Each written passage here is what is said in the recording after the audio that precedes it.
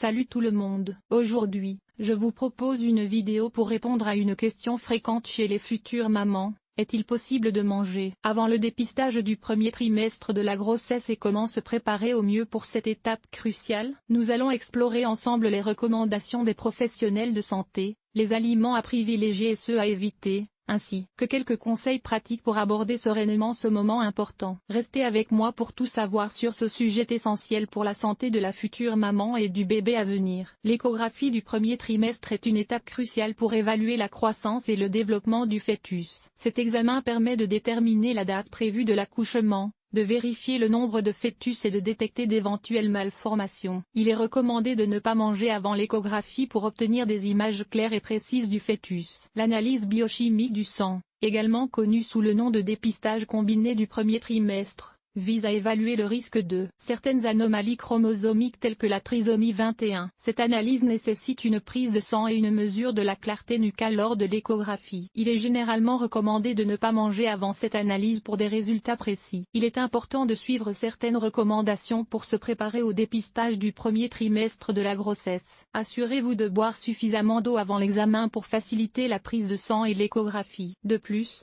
il est conseillé d'éviter de prendre des compléments alimentaires contenant du fer avant l'analyse sanguine, car cela pourrait fausser les résultats. En conclusion, il est possible de manger avant le dépistage du premier trimestre de la grossesse, mais il est recommandé de suivre les consignes spécifiques pour chaque examen afin d'obtenir des résultats précis et fiables. Préparez-vous en conséquence en suivant les recommandations médicales pour garantir le bon déroulement de ces examens importants pour le suivi de votre grossesse. Avant le dépistage du premier trimestre de la grossesse, il est recommandé de consommer des aliments sains et équilibrés. Optez pour des aliments riches en nutriments essentiels tels que les fruits, les légumes, les céréales complètes, les protéines maigres et les produits laitiers. Assurez-vous de boire suffisamment d'eau pour rester hydraté. Les acides gras oméga 3, présents dans les poissons gras comme le saumon, sont également bénéfiques pour le développement du fœtus. Pendant cette période, il est important d'éviter certains aliments à risque tels que les poissons contenant du mercure, les viandes crues ou peu cuites,